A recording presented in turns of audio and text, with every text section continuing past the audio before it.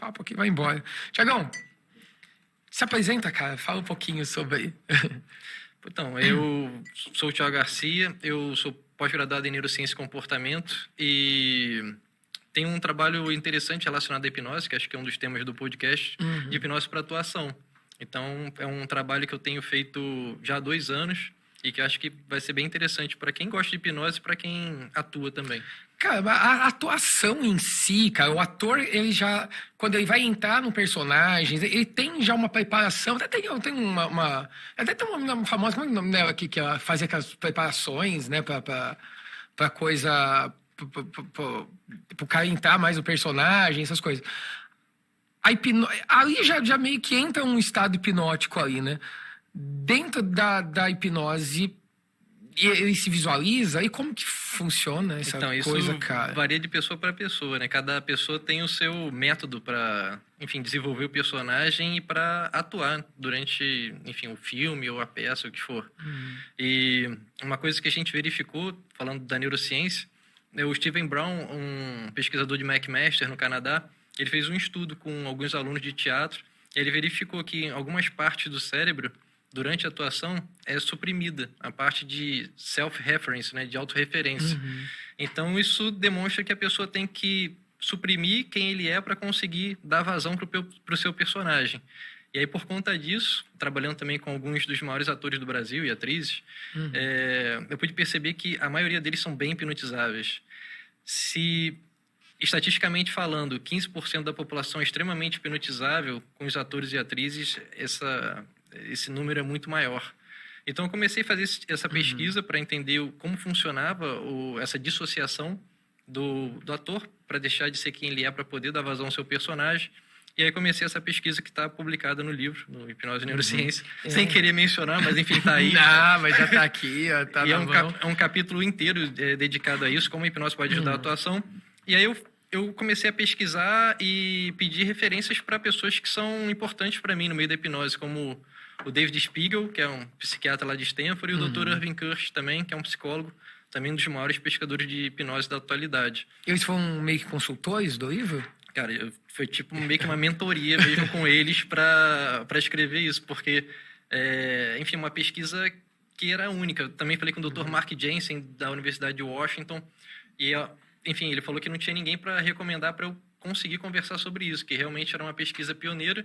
Mas, enfim, existem alguns marcadores da hipnose, que foi verificado pelo Dr. David em ressonância magnética funcional, que realmente as pessoas que são mais hipnotizáveis, ela tem essa capacidade de dissociação maior.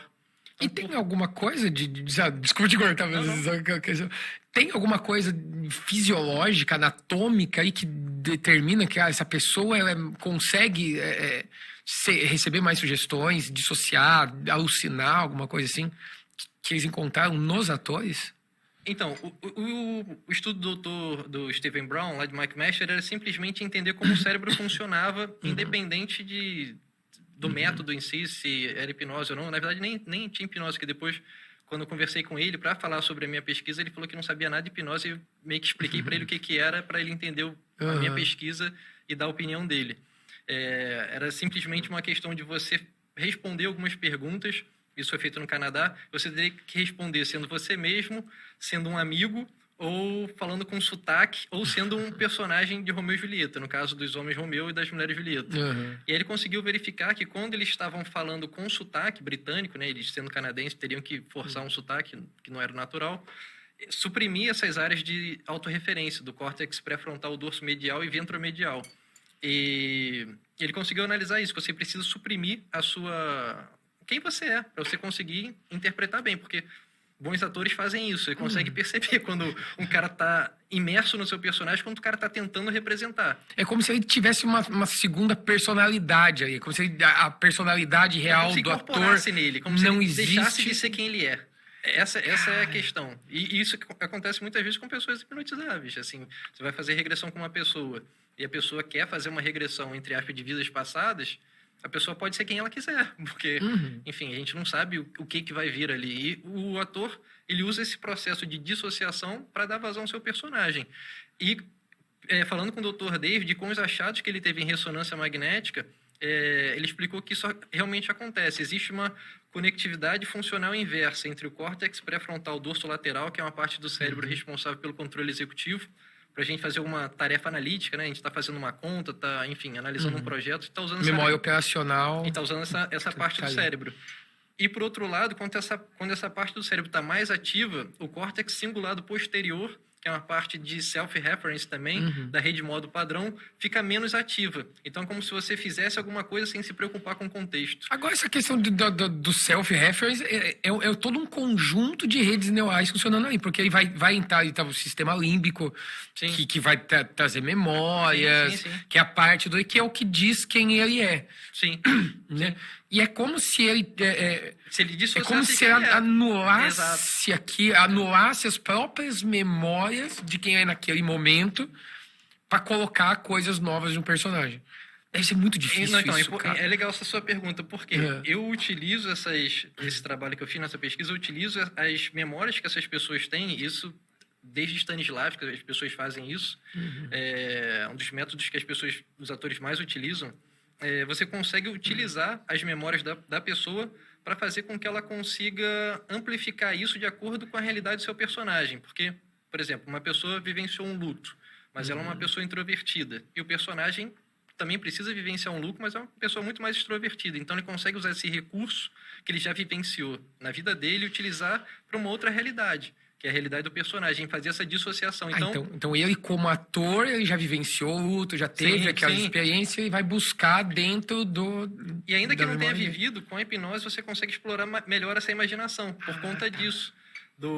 Você consegue fazer com que essa parte do cérebro fique menos ativa, essa parte da racionalização do córtex pré-frontal dorsolateral, quando você quer que essa área fique menos ativa, da pessoa não pensar. E é por isso que as pessoas... que são bem hipnotizáveis, elas não prestam atenção no contexto, elas simplesmente agem. E aí tem toda uma teoria por trás, que eu gosto muito da teoria do Dr. David, das bases neurais, da hipnose, o porquê que isso acontece dessa forma, e que, enfim, envolve 3 tipos de processos, que é a sugestionabilidade, que é a capacidade da pessoa responder sugestões de forma automática, e a gente pode explorar isso na atuação também. A absorção da atenção, que é como você falou em relação a uma parte genética, ele verificou que as pessoas que têm um polimorfismo no gene COMT, responsável pela dopamina no cérebro, teriam mais capacidade de serem hipnotizáveis. Então, tem esse componente genético, mas não é somente esse marcador. Eles liberam mais dopamina? Por conta desse gene, a dopamina ela atua no cérebro de uma forma diferente das pessoas não tão hipnotizáveis. Tá. E como a dopamina, além de fazer parte do nosso sistema de recompensa, ele é um neurotransmissor atencional. É um neurotransmissor da motivação, né? Que faz correr atrás das coisas. Exatamente. Tudo aquilo que gera prazer, que gera uma recompensa, leva a nossa atenção. O marketing explora isso muito bem. Pra caramba. Então, esse componente já foi verificado por ele, mas não é só isso. Existem, além da sugestionabilidade, da absorção da atenção, existe a capacidade de se dissociar, que é por conta dessas áreas do cérebro, dessa conectividade funcional inversa do córtex pré-frontal e do giro cingulado posterior, para você não ficar preocupado com aquilo que você está fazendo. E o ator precisa fazer isso, ele precisa se desconectar de quem ele é. Se ele é uma pessoa introvertida, ele precisa fazer uma pessoa extrovertida, ele não pode ficar pensando, mas eu não faria isso, mas você não é você agora. Então, é porque é difícil, né? Porque ele tá se libertando ali, cara, de coisas que passou a vida inteira sendo daquele jeito.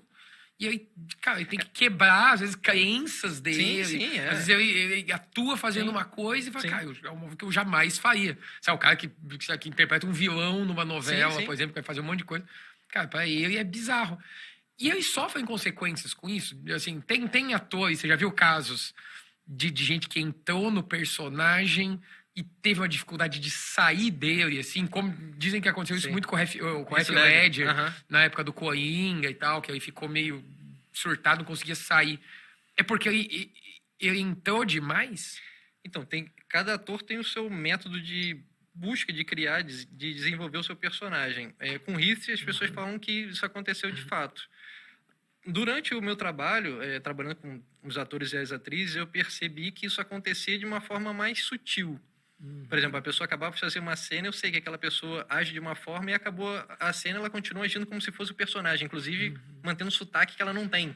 Caramba, Tipo, fica velho. falando 2, 3 horas depois com o sotaque que era do personagem. Então, tipo, há uma certa imersão prolongada depois da atuação em alguns casos. Mas isso acaba ficando ali no set de gravação mesmo. Sim, Só para sim, contextualizar, a pessoa que talvez quais os atores que você chegou a trabalhar e tal, que você fez essa preparação?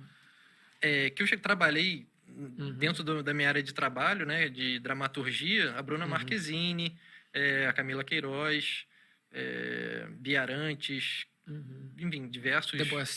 Débora Seco também, Juliana Paiva, a Flávia Alessandra. E, apesar de eu não ter trabalhado diretamente com essa pessoa no set, eu estou fazendo esse trabalho de desenvolver o personagem para atuação com o Marcelo Serrado, que vai ser um dos protagonistas da próxima novela das 7 da Globo. Então, a gente está fazendo esse trabalho junto e tem sido bastante legal, porque o resultado tem sido muito bom.